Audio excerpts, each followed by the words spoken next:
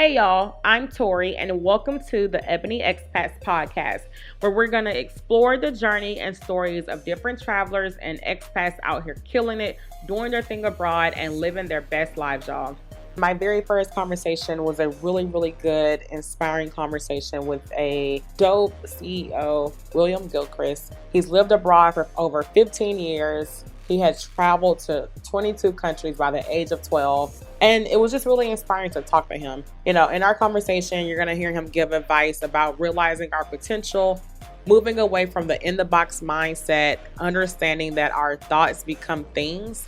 And, you know, we actually touched on this a little bit because in the beginning, I give a brief rundown about how I manifested this podcast at the beginning of the year. William tells me that I probably had aligned my chakras. And, you know, I really resonate with that stuff because there's a lot of power in us taking control of our thoughts.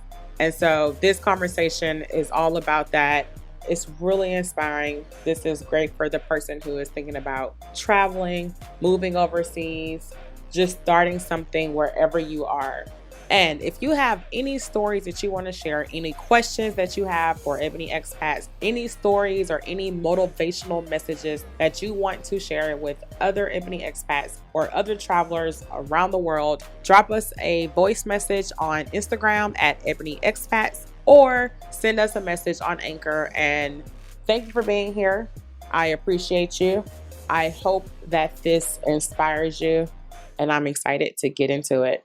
This is my first podcast. You are literally the first person. When I did a vision board earlier this year, and I'm not really into doing vision boards, but I was there because it was like an event that I was supporting.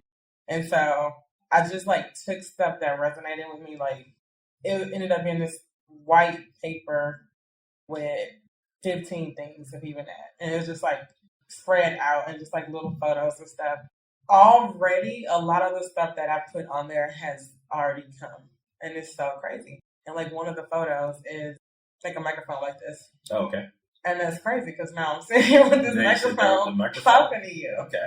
Like, thank you for being here. Is it the same color arrangement? No, it's not the same color. But I'm going to find You're going to show me the mic? Okay, cool.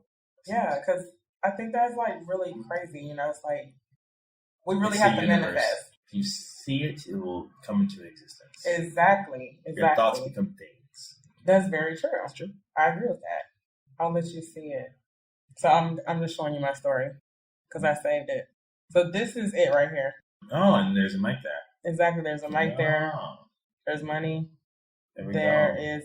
This says penthouse rooftop. I'm moving to a new apartment this year, and I'm on the penthouse floor of the building. It was like so crazy. I had been looking for 3 months for an apartment, and you know that's not really like Bangkok. Like Bangkok, you can find something really quick, and I was having a hard time. Sounds like you balanced your chakras.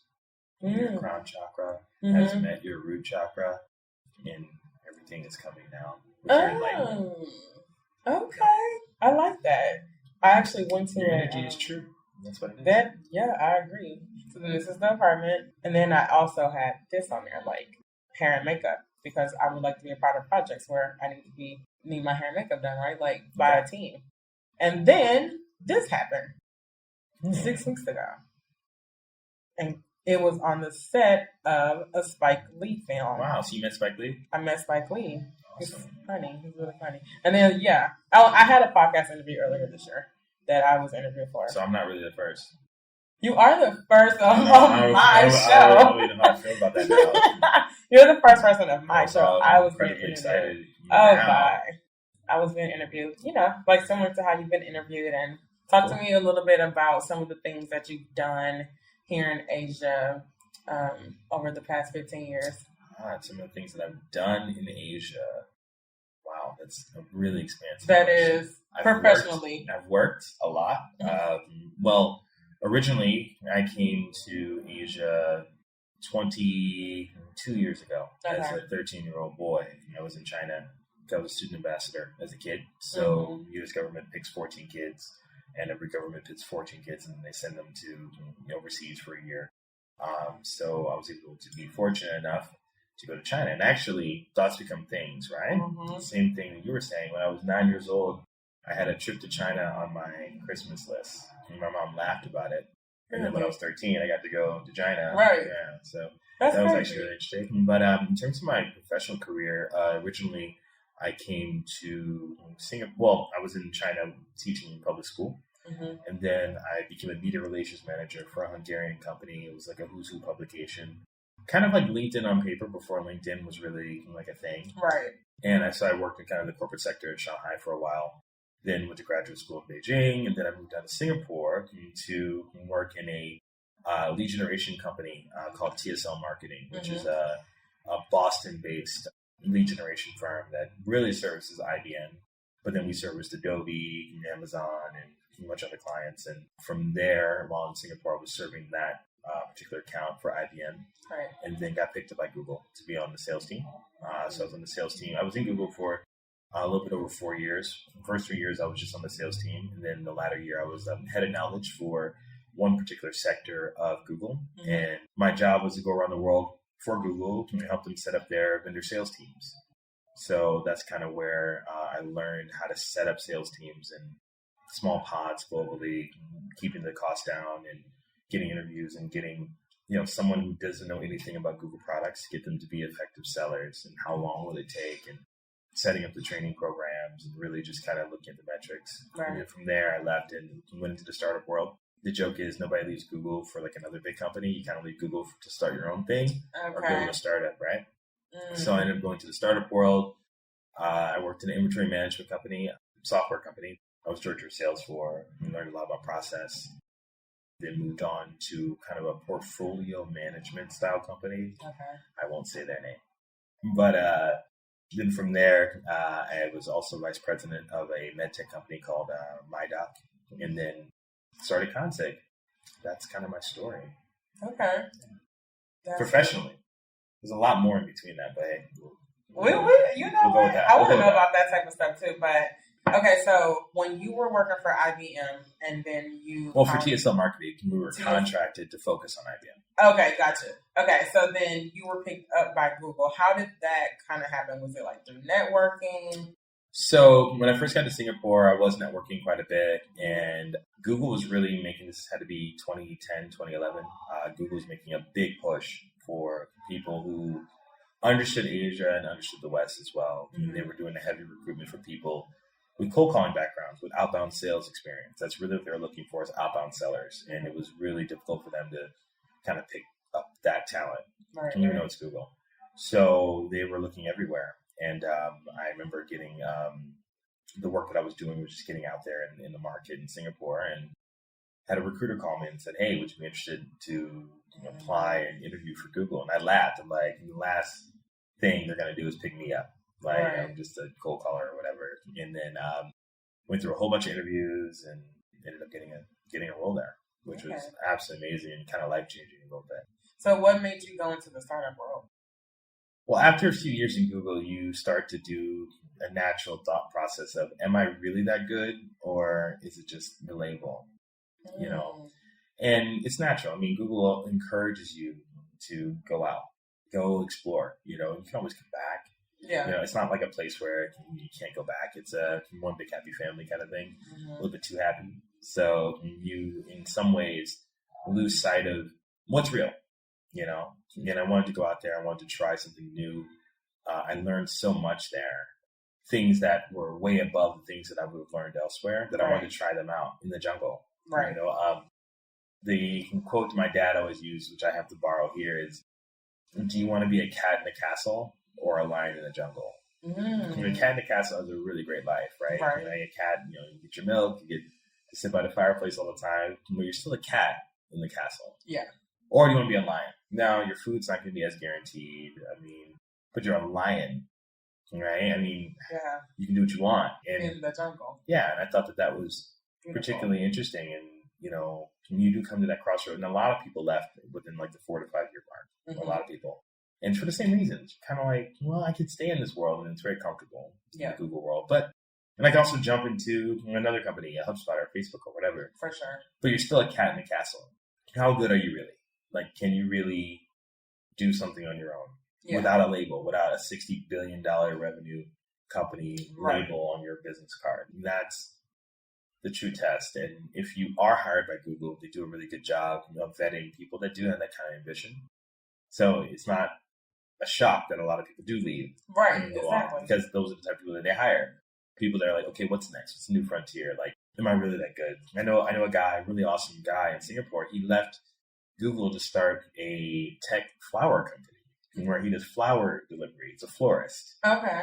I mean, that's the stuff that you get, right? Right. You get somebody who started his own florist company. I mean, it's something weird, but super cool because it's so unique. Because he went to South America, I think, on a Google sabbatical or something for a month or two, and then learned a lot about like the flower industry, and came back and was super inspired and started this like digitized florist and got funding and everything. I mean, whoa, super cool.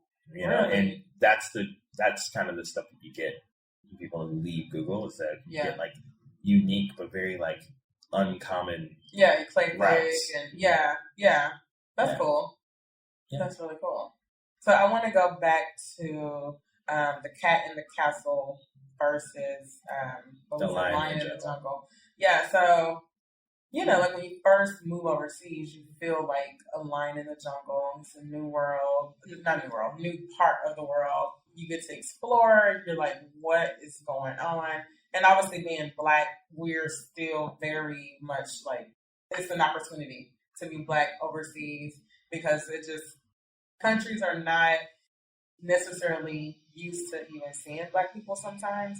And then you come in and you're like on your shit and you just like get in the door, you come in talking, people are like, oh, okay.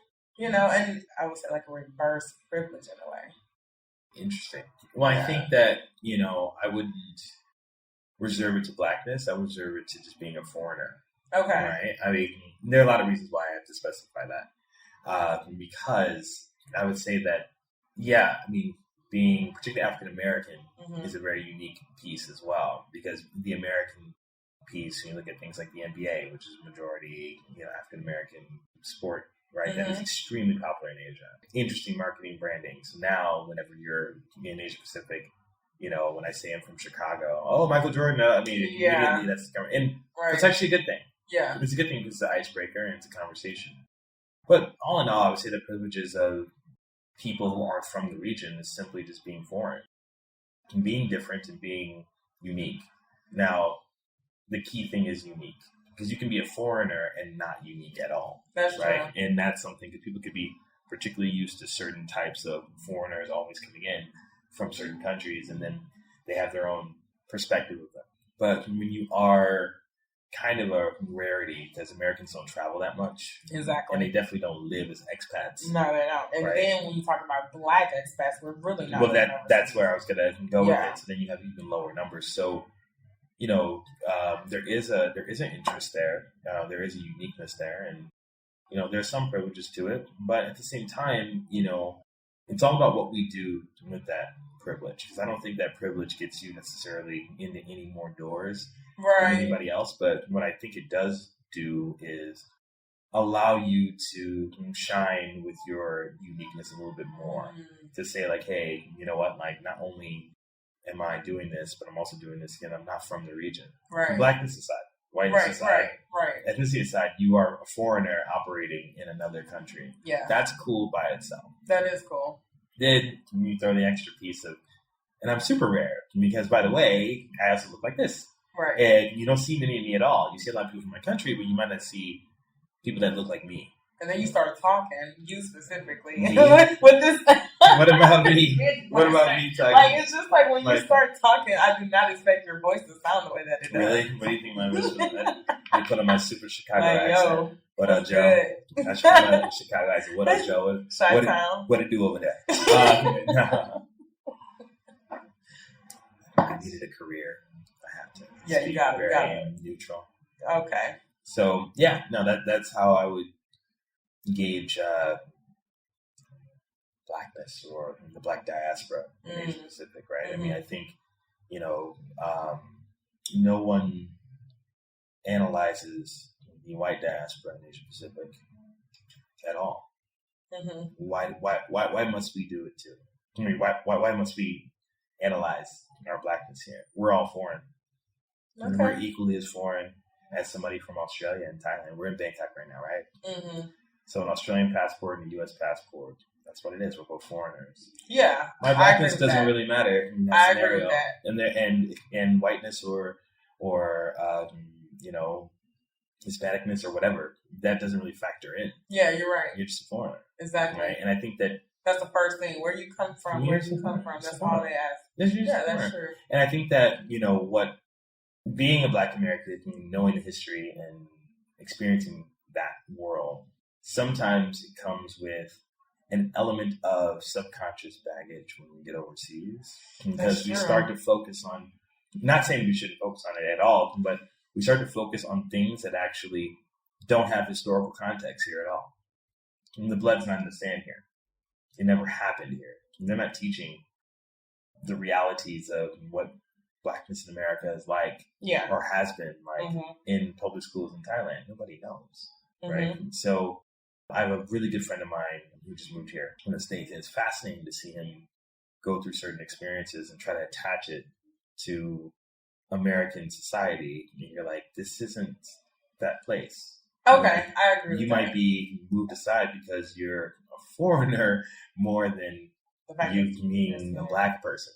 And that's honestly, maybe the Blackness does factor in, not saying to ignore it, but that's the first one you go to every time. But you haven't factored in the fact that there are a lot of foreigners here who are in the same exact boat or who have the same exact experiences, but they don't attach it to the same historical context because they've never had to deal with it. Yeah, of course. That's what I was going to say. Yeah, that's because we have a very specific. Exactly. But what's fun about that is it's almost mentally healing in a way that you can learn to deal in society that truly has no context of any of that. There's no subconscious anything with society here other than that you're just a foreigner. Right. And that's far healthier, I think, for Black Americans than anything, because that's like true equality, right? If we're all foreign, we're all going to be mistreated. We're all mistreated together. Right. We're all treated well. We're all be treated well together. The privilege goes in all ways. So I think that it's that's a good point. It's a healthier existence.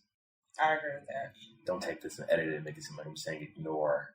But no, of course not. Because I was going to say, why do Black people have to come in and talk about the diaspora and dissect that? And it's because the reality is that a Black American does not have the same experience as a Black European. We don't have the same experience as Blacks that are from Africa. And we are not treated the same either. Where? In Thailand. Like, I'm talking specifically about Thailand. I'm like, I have seen this. Like, let's just say Western Blacks versus like Blacks from Africa. We're definitely not treated the same way as soon as they hear an accent or know where we're from. Well, we're from two totally different continents. Yeah, I know, but you mentioned that you don't. I'm just arguing the point that you made about you don't see why Black people have to kind of like peel that layer back. Well, I mean, there's a difference between the Blackness being evaluated or treated differently, or are you actually referring to nationality? Those are two different conversations.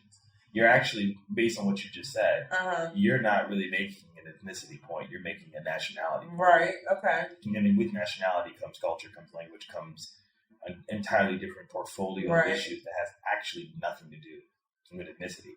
But because the countries that or the continent that you indicated is 99.9% Black, we're naturally going to attach ethnicity to the point. Right. Where really it might be a question of passport more than race. But that's not to say to ignore it. That's not to say to ignore it. I'm just saying that it's very easy for Black Americans, considering the context of our history. And I always say that we will jump there very quickly. Yeah, and what it does is it can limit our ability to think a little bit more macro. Yeah.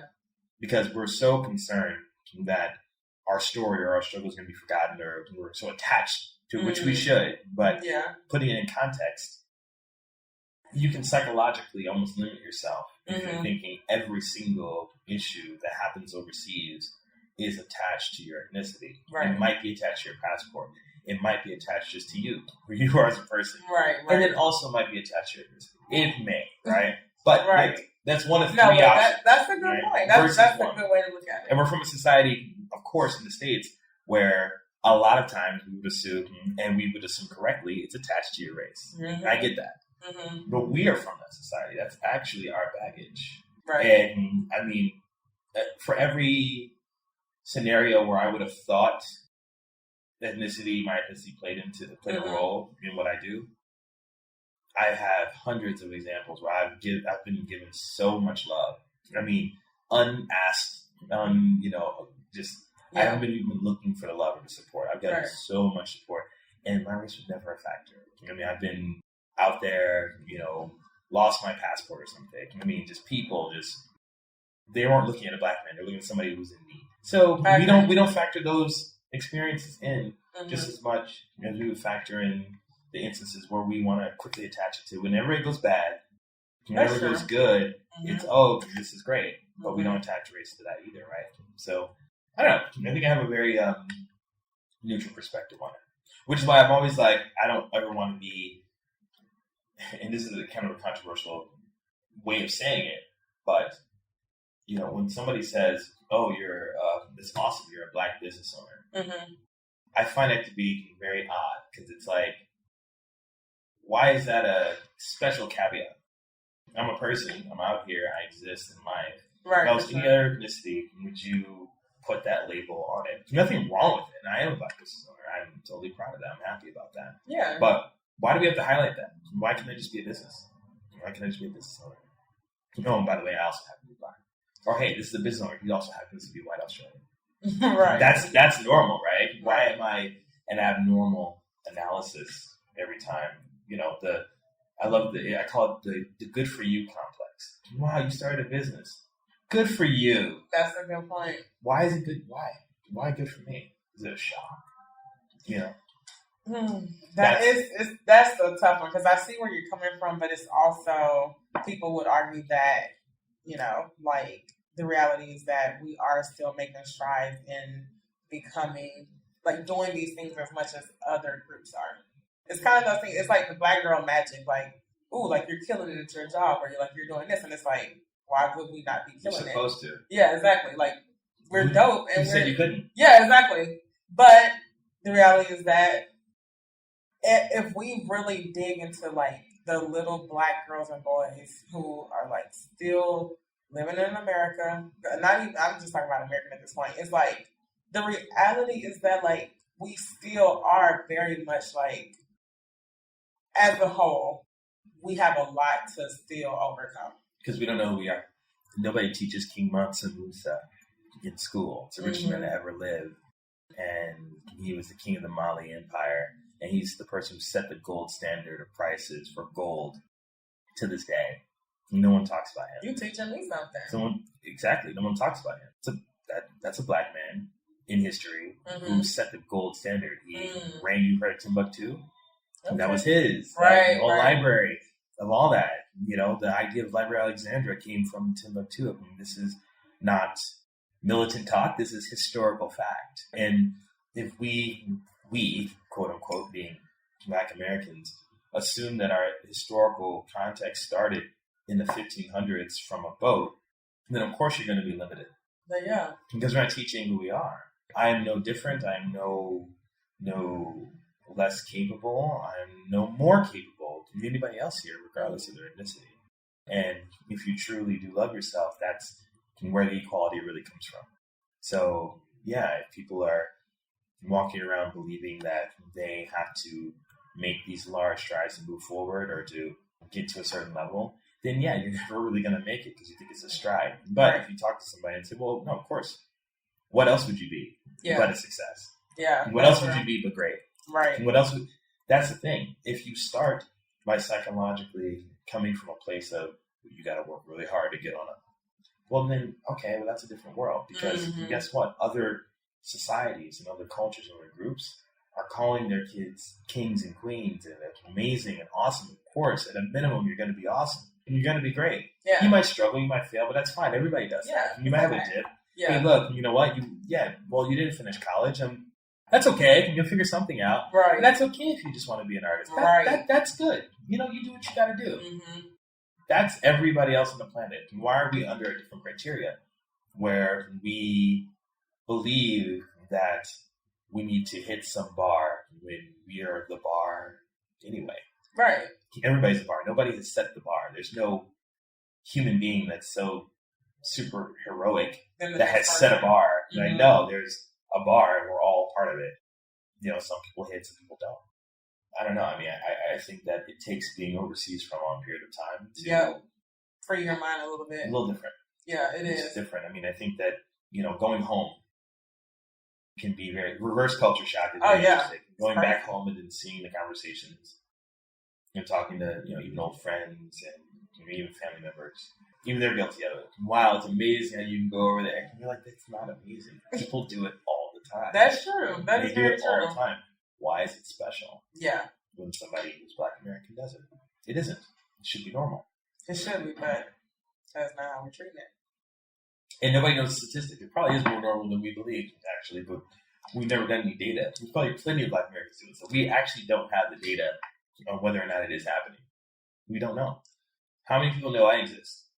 There are probably hundreds, if not thousands, of me walking around Asia that we just don't know. That is true. But we're making assumptions because we always sit in a place of, we're naturally sitting there, moving ourselves back. That's true. Where everybody's equal, everybody's the same, everybody has the same opportunity, everybody has the same brain. Same 24 hours a day. It doesn't mean everybody had the same opportunity or the same shortcuts, because there are some people who need to overcome a little bit more than others, considering the economics or the societal context. Granted, right? Mm-hmm. But if we keep telling people that they cannot win because of that, then they're inevitably going to stay there. Yeah. And we're subconsciously doing that. Yeah, every minute. Yeah. Every minute. And it's depressing. Yeah. Okay. So turning it into travel, I agree with coming overseas. You do have to, it's like you literally have to take your mind and move it out of the box. Because we're not traveling, we don't do a lot. And so, like, I moved here and I'm just like, oh my God, this is crazy. And it did feel crazy. And, like, I have friends who are moving here this week and they're like, oh my God, I cannot believe I'm doing this. Like, this is crazy. And realistically, like, it isn't crazy. Like, the world is out here for us to see. Like, there's so much to see, learn, explore. But it feels like, oh my God, I'm doing something that's so, like, insane and but really it's not. But I do think that is because we have to, like, take ourselves out of that mindset. Have you had any type of situations, or what would you say to people who are in that place of needing to build out and get out of that mindset and kind of, like, dig themselves out and reshape their thinking? And is it in the context of African Americans or in the context of people? Anybody. That's just people traveling. I think that for general travelers as well, I mean, I would base it more on, I think your question is really, in my opinion, is framed around Americans. Because other cultures travel all the time. That's true. You're looking at Europeans, you see Spanish people take 3 months off. They have it baked into their work. Yes, where they have months, and you see them all over the world taking months, 6 months off.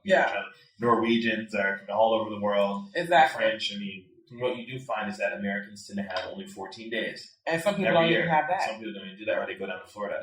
Right. They go to Vegas. Or they just go to Cancun or something. Exactly. You know, or the Caribbean. Right. I think that from an American context, and I'll probably answer from there because I do believe the rest of the world travels way more they definitely than Americans do. For sure. Even Canadians. I think that what Americans need to really understand in terms of getting themselves up is to, one, recognize that there is a mindset that naturally something, if you could have somebody from Southside, Inglewood, Chicago, where there are multiple shootings every year. You have one shooting over in Cambodia somewhere, and they go, "Oh my God, I'm never going to Cambodia." You hear that they're shooting over there, and you're like, "You're from Inglewood, right?" I'm like, "This is That was I hear that all that the was time. one news thing for an entire country, and you're in a hot zone, right? Of like practically a war zone, right? And you live that every day, and you don't see anything happening, but everything that's foreign and a little bit far out is considered dangerous. And I think that's more by design. It's a really good way to keep an insulated country, and at the same time, it's the less worldly and the less global Americans are. And this is what's hurting us in the economy now, I think, and our ability to move forward. The good thing is that we are still a huge source of innovation in terms of creating social media, creating platforms to be able to gather information and be able to, podcasts, for instance, right? YouTube. I mean, it's all American concepts. Facebook, Google, all of this is American stuff. But where we fail a lot of times, and where a lot of these large companies fail, is the lack of global understanding to be able to apply these things into a global context. Groupon being one of them, a Chicago-based company, ended up coming into Thailand as well, and failing, and having to kind of move out and stuff like that. Sorry, Groupon, I did that on the podcast. But that's where Americans are challenged in that we are diverse from a very U.S.-centric way of being diverse. You come to America and you become 30% American and 70% of where you came from. Yeah, that's actually what we expect. You cannot be 100% of where you came from and exist within American society. Where you could be completely American and come to Thailand and you are 100% American and not Thai at all culturally, and that's okay. Which one is the real melting pot? You have to assimilate a little bit more into American society. So as a result of that, people don't need to step too far out of their comfort zone. So back to your question about how do they get out of the mindset, is they need to recognize that. I mean, just because you had great Indian food in Brooklyn, New York, by a guy who's Indian, doesn't mean you went to India. It doesn't mean you understand what India is about. And also, when you travel to India, but it's true. Like, people have this idea of, if they eat Chinese food all the time in America, they actually went to China and had Chinese food in China, they wouldn't recognize it. Because they're two totally different things, two totally different historical contexts, by different people even. So for travelers, I think to get out of that mindset is to recognize that there is a mindset, to recognize that America is the media machine. It's very good at creating narratives for us to get behind. Look at our political climate, right? The narratives are very attractive. And you look at U.S. media, you look at TV shows, you look at lifestyles of the rich and famous, aspirations. Everything is created in a way to get people to you can pick a side, right? But no one realizes that these are two-dimensional things for a three-dimensional world. When you're given paths, but really, you don't need to take any of those paths. You don't need to aspire for any of these things. Think outside of the box. Maybe it's okay for you to go to Bhutan and live in Bhutan for a year. There's nothing special about that. That's just cool. Just go do it. Right? Americans don't think like that. And recognizing the mindset is the first piece, and then having the courage to really feel comfortable enough to move elsewhere, or to at least travel for an extended period of time and really understand where you're at. Don't go stay at the Sheraton. Actually do something. I think that would help. I agree. Immerse yourself. It's an opportunity to learn. And sorry, my answers are so long-winded. No, that's good. It's actually really good stuff. And you also kind of tell people off like, yo, you think you eat Indian food. Y'all not eat Chinese food. I love palak paneer when I come to India. I said, oh man, this is fantastic. Like y'all are not eating Indian food. Y'all not eating Thai food, Chinese food. No. You know what I mean? You gotta be there. You gotta have the local water in the food. Then it's real, right? Otherwise, it's a rendition. This is very true. That is very true. I feel like you're like answering a lot of this stuff. Let's take a break. All right, y'all. So we have talked about a lot with William. And of course, there is so much more that we can talk about. But from this first part, we have gained a lot. We've learned a lot. And we've touched on different things like the opportunity of being a foreigner living overseas. We also touched a lot on truly loving ourselves and realizing our potential so that we can live, explore, excel, and do anything that we put our minds to. And really, that is the essence of Ebony Expats. The objective for Ebony Expats is to educate, inspire, and empower. I hope that this is inspiring anyone listening to this. And I'm excited to go more into travels, living La Vida Loca, and even dating life. And guess what? Yes, he is single. And that is me sending the eye emoji to all the ladies out there who always ask me about dating and Black single men living overseas. All right, so here's more about what William enjoys in different cities when he travels and about dating. Here we go. Hey. Here we go. What's up, Tori? We're back after my break. What's going on? What's up? How you doing? I'm good. Yeah, it's good. How are you feeling? I'm feeling good. Okay, cool. All right, so let's kind of change it to your travels. How many countries have you gone to?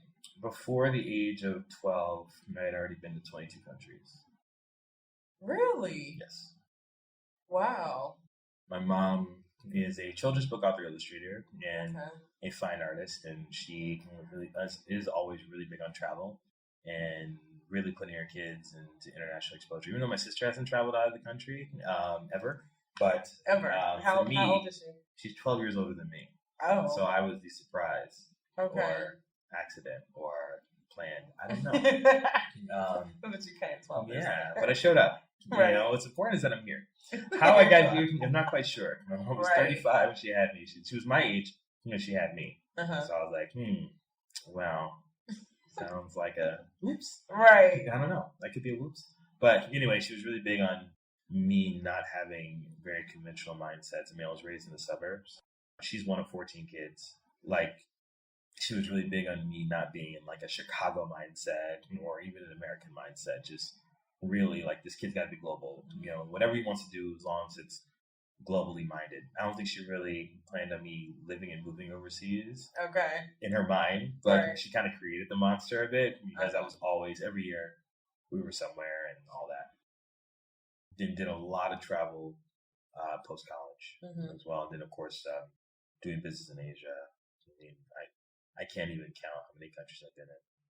I mean, I've been in 17 cities in the last 3 months. Yeah.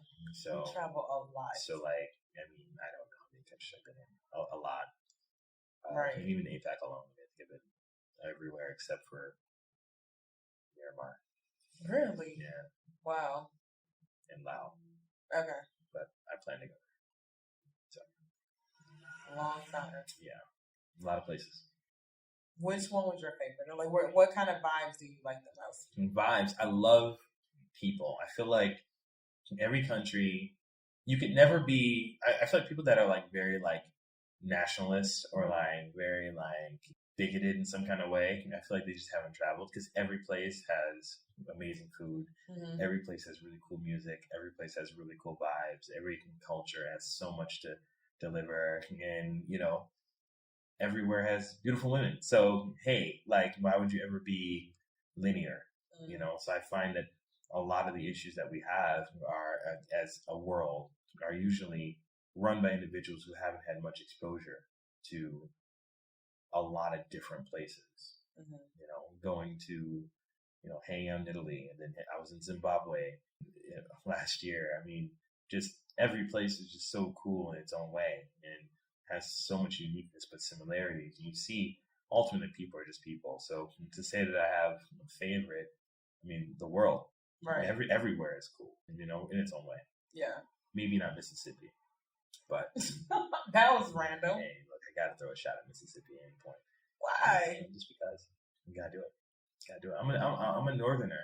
We don't do South and a Mason-Dixon. I know you're from the South and all, but you know we're. So I'm like, what? We're like not what? The same. What are you doing right now? We're not the same. I know we're not. Believe me, I know. People from the South are like way. You guys are super friendly.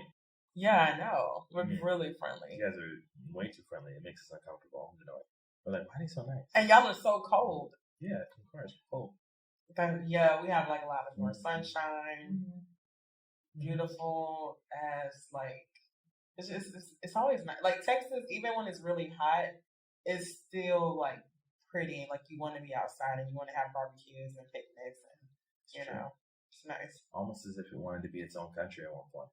It's so beautiful it is. It's so unique. It's almost as if it could have been its own country. Could have. I'm throwing shots, all right? I'm out here shooting on the podcast with Bacon. Trying it. What's up? All right. So traveling a lot. Like, where is your base at? I live in Singapore. So, do you actually feel like, are you settled there, or like do you feel nomadic? Totally. I'm totally settled in Singapore. My dog is there. Yeah. What kind of dog do you have? I have a local Singaporean mix. That's how Singaporean I am. I got a Singaporean dog. Oh, look at you. She looks like a Beagle Jack Russell thing. And she is my heart. She's a woman in my life. Nice. So you're single? Recently. Oh. Separated. Married briefly. Where are you? Yeah. Are you okay? I'm great. So how long ago was that? A few months ago. Oh, wow. Yeah, I'm recently separated. That's really, really, really recent. Yeah, really recent. It's crazy. So are you like out here just like living it up? Living la vida? I'm out here working. Grinding. Yeah, I gotta work.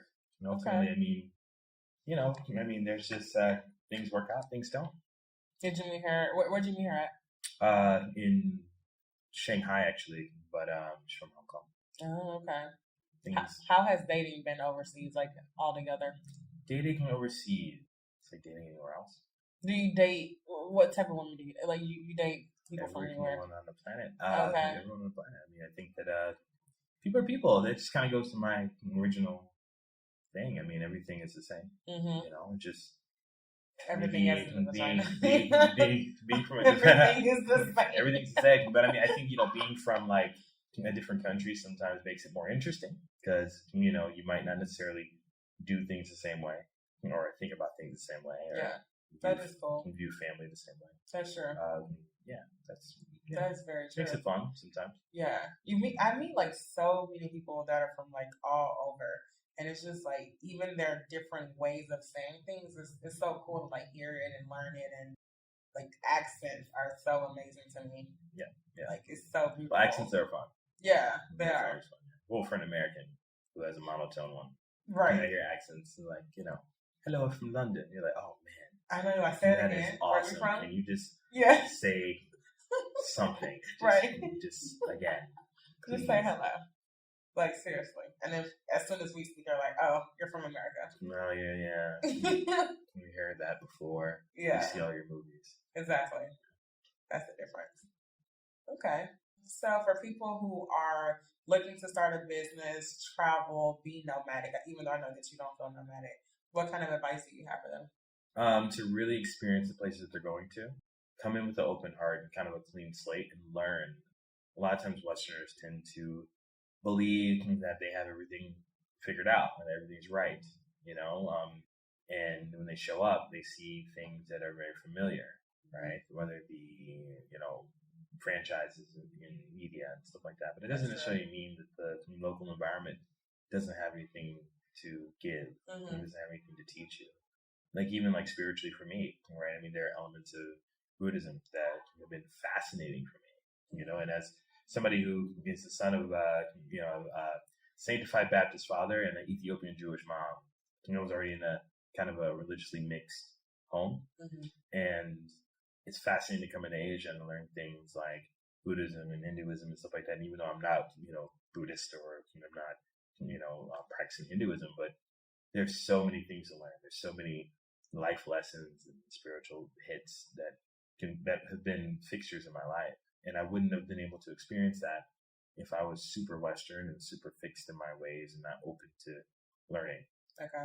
And I think that if somebody's nomadic, dig in and just really see what you can grab, because energy is transferable. You get so many positive vibes and energy from anybody. Everybody has light in them, And the beautiful thing about light or serotonin or whatever we call it is that you can get it from being open to it, right? And meeting people, even if it's an old lady on the bus who's going to tell you something interesting. It's fascinating what you can gather. Right. That's true. That's beautiful. I like that. Well, thank you. This has been cool. That's it? Yeah. That's all I got? Wow, that was easy. Of course. I mean, it's been about an hour. Oh, man. Okay. All right. All right, y'all. That is the end of my very first podcast. I really enjoyed interviewing and exploring the life of an expat that is out here doing dope things. I hope that this has sparked some sort of light inside of you, or it got your wheels moving and spinning in ways that feel energizing and empowering. Thank you again, and keep shining, y'all.